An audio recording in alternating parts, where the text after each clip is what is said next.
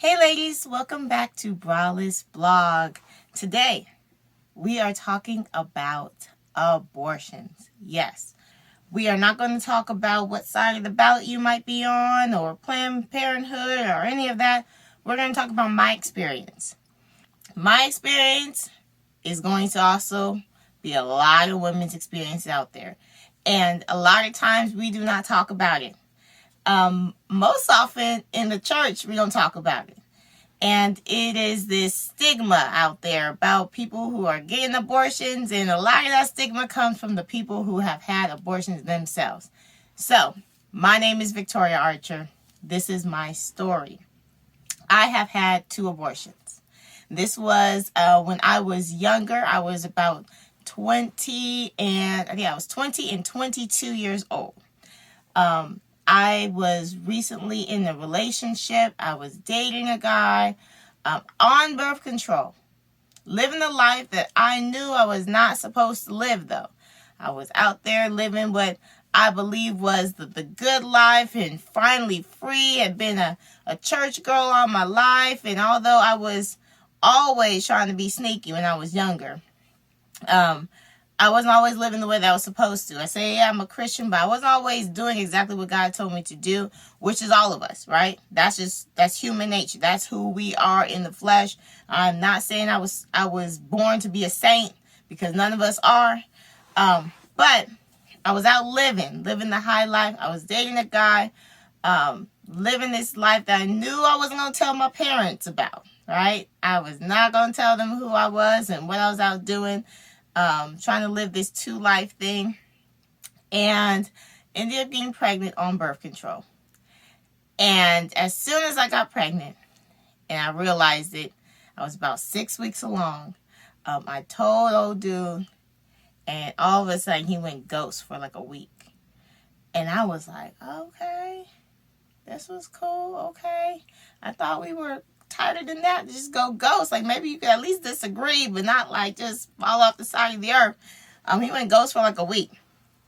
And I started scheduling appointments. I was with Kaiser at the time. I was scheduling Kaiser appointments, and I was trying to, figure it out. But I was like, Lord, I'm not ready to be a mom, especially if I'm not even going to have somebody help me take care of him. I'm living up here in the Bay Area by myself. I had just finished college of almost a year earlier at UC Berkeley. And, my parents thought I was out here to do great things. I had just finished an EMT course, so I was getting my experience so I can put that on my application for medical school. I was supposed to be handling business.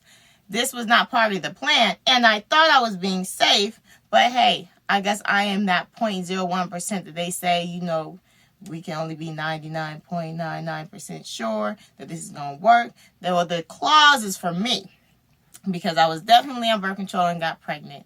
And it was a situation where I just did not know what to do. I felt abandoned. I felt like I didn't have a lot of options. I was like, what's going to happen with medical school? Or what's going to happen with me, going to work right now, getting my experience? And how do I tell my parents? And, oh, Lord, like, I don't want to tell my parents. I don't want to tell anybody. I don't want to tell my siblings. I don't want to tell anybody. I told my sorority sister, my alliance, and then she came with me and to the appointments, and I was hurt because me and old dude worked at the same place.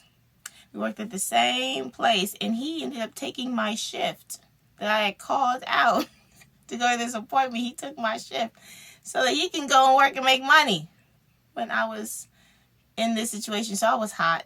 I was lonely. I was confused. I didn't really understand how we go from 0 to 100 so quickly. All of a sudden, life was about to change in a drop of a dime, and I just didn't want to deal with it. I just wanted to move on and not deal with it. There are some people who are a lot stronger than me in that moment who said, well, regardless of whether I have support or help, and regardless of what people will think, I'm still going to have this baby. And I commend you. I do. I commend you on making that choice. But I also know that a lot of us end up in situations that we didn't even expect. Like, we might have thought beforehand that this is exactly what I was going to do. I'm just going to take care of this baby. But then when you get in the situation, you're like, what? This is crazy. I didn't think that I'd ever make a decision like this. And I definitely did not think that I would be in that situation. Fast forward 2 years after that, I was on birth control again. And same guy, actually. And ended up pregnant again. And at that point, I was like, well, I don't understand how this could be happening. I even went to the first time I got pregnant, I even went to the doctor and said, well, if there's 2 babies in there, I'll keep it because I don't want to kill 2 babies. But if it's just one, then maybe just one. And those are the type of things that are going through my head. And so when the second time happened, I'm like, well, just as if I had twins. Like, there's still a second baby now. And I was in the same situation where first they were on board. And it was actually, I thought it was a different guys, actually. And so the guys who I thought was, he was on board at first. And then, like, slowly over a week, he was like, no, And at that time, I was down here in at my graduate program. I'm getting my master's of science. I was 2 weeks in. I was finally, I'm going to be focused. I'm going to do this. I'm going to get a 3.86 and above. I'm not playing any games. And all of a sudden, I get pregnant. And now my medical insurance was still Northern California Kaiser, which is different than Southern California Kaiser. And so at the time, I had to fly back and forth from Southern California to Northern California for these appointments. Missed my one of my appointments and had to come back the following weekend. And so my mind was all over the place. I was trying to juggle these classes. And once again, I found myself in a situation like where I felt like I was being, my hand was being forced. Because this time I was really wanting to keep it. I really did. I really wanted to keep the baby. And the guy was like, well, I just bought your plane ticket, so come on up here and get it done. And I didn't have to get on the plane. You could have bought it, and I could have just been like, well, I'm not getting on the plane. But once again, I did not want to talk about it. I didn't want anybody to know. And so I think that fear and that shame kept me trapped in a situation that I felt like I had no support. And I didn't feel like I could tell anybody. And so I got on the plane. And the second time is when they actually gave me the pill this time. And so I was flying back home. After I'd taken the first pill in the clinic, they said I was going to take the second pill the next day, or I think it was like 48 hours later or something like that, or 24 hours later. And I remember being on the plane and just feeling something just die inside of me. I was so hurt. I was so confused on how I let this happen to myself again. I was bawling, and I know whoever was sitting next to me on the plane was like, what's going on with this girl next to me? Because she's going crazy. And I was bawling my eyes out, and I didn't realize how hurt I was going to be and how hurt I was going to feel. And I remember that the day that I actually had the abortion kind of leave my body, they told me not to do it by myself because it was going to be a lot. But once again, that fear and that shame on this decision that I had made, this situation that I had put myself in, led me to feel trapped, like I couldn't tell anybody, didn't want to say anything. I wanted to deal with it by myself, so I was by myself.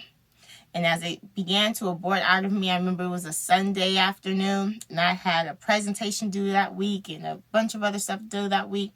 And I just was like, this is a lot. I was in so much pain. I was not expecting all of this. I mean, it was literally my insides coming out of me, sitting on the toilet, and it sounds like I'm peeing, but I'm not peeing, okay? And I was just on my knees in the middle of the floor, trying to pull myself together on my laptop, my MacBook, and work it out and say, Victoria, suck it up, because you got yourself into the situation, but you have deadlines to meet. And I was so insensitive to myself at that moment and what I was going through. And so I wasn't really dealing with that. I was just, once again, trying to make decisions to keep moving forward. And I remember looking up, while I was on my knees. I looked up to heaven. I said, God, this was not the life that I envisioned. When I said, oh, it's going to be out with the girls and we're going to do our thing, we're going to have some fun, and I wasn't all over the place. I thought that I was going to be at least, in committed relationships, doing whatever I wanted to do. I did not think that I would end up in this situation. But a lot of us do. We have good intentions, or we have genuine hopes, dreams, and desires of being committed relationships with a person, or, just being, good people as we thought. And we end up in these situations, and we end up making these decisions, and all of a sudden, I was not giving myself time to process, my time to grieve. And I looked up to God and I said, I am done. I am done with this lifestyle. I can't. And, I've tried it my way. I know what I was taught. I know how I was raised. I tried it my way, but I'm not doing this anymore. I'm giving my entire self up to you because I am exhausted. And this was a lot more than I could bear at the moment. So I can't get myself out of this. I need you to help me. And that was the exact moment where I committed my entire life over to God.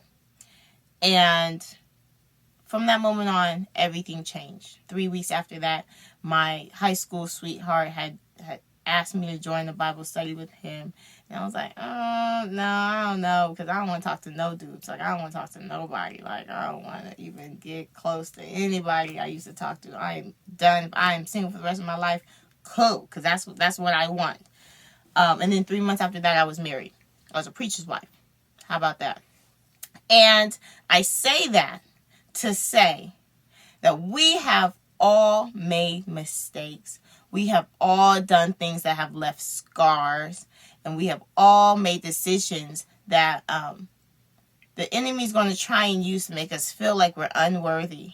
Like God can no longer use us, or he doesn't want me, or I'm not good enough to be in this group or that group or the other. And Satan tries to shame us into not telling our story and not saying anything. I never told my parents up until this point. I did not share this with my parents. I did not share this with my siblings. I was going to take this to my grave. I was going to tell my husband, and that was all. Because I was just so ashamed, and I thought that the decisions that I made defined who I was. But let me tell you that those decisions that you have made, whether it was abortion or something else, does not have to define who you are in your next actions. If you look through the Bible, God has continuously used broken people who have made plenty of mistakes to do his will. We do not serve a God who wants us to hide behind the lies and the shame and hide behind some of the decisions that we made. But he's actually going to use those things to help others and to bring forth his message. And so I say to you, if you have found yourself thinking that you are unworthy, like you are just used goods, and that God doesn't want you, nobody wants you, he can't use you, you don't know who you are, you just go wild out and just live life however because you're not worthy, I say that is a lie. And that just how God used Paul, who was a murderer of Christians, he used him to bring forth the message of almost the entire New Testament through him. I say that, hey, even if you don't murder Christians all your life, God has a place for you. As he has told me that he has a place for me. And so I will no longer hide behind the veil of Christians are supposed to be perfect. No, we're broken because we're human. And so we are going to live in that truth. But through Christ, we can do better and we can be better. If we give our lives over to Christ, I can say that I am not the same person I was back then because I have let him use me and shape me and mold me and make me into something new. I wasn't able to do that on my own because obviously, as you've heard some of my testimony, I have messed things up. But he's able to make them new and to redeem me and to make me into someone who he can still use. And so I want to encourage you on today. And I will say that as soon as I opened up my mouth and told my story actually in front of my Sunday school class with my mom, who was the leader of my Sunday school class, the very person I was scared to tell Um, we had a breakthrough moment because she didn't shame me like I thought she was going to shame me. She loved on me. Now, that might not be everybody's story and how their revealing process may be. But I do want to give you some encouragement that if God prompts you to tell your story and to share some of the things that you have gone through, do it. Because there's somebody out there who is going to be helped by what you have to share. So let us not live with shame and fear and like we are not good enough. Let us walk forth and say, yeah, I'm a terrible person. I've been a terrible person. But I'm going to try and do better. With Christ, I can do all things, and I'm going to try and be better and live the way that He wants me to live. So that is my story. And so if there is anybody else out there who needs to be comforted, give yourself time to heal. I did not give myself time to heal, and these very scars and wounds from these abortions showed up in my marriage 10 times over. And I currently talk to a therapist right now just to help through these moments of shame and abandonment, because I will tell you, the first time that I thought that I got pregnant again with my husband, I thought he was going to leave me. It was literally like, oh, I don't want to tell my husband because I think he's going to leave me. And my husband was like, why would I ever? This is a great thing. We're pregnant. Like, why would? And it's just those scars that come with us, and we all have them. So I pray that you get healing. I pray for you. And we will not live behind the veil of who we're supposed to be. But we're going to live free as who we are and ask God for help to make us better and new. Have a braless day.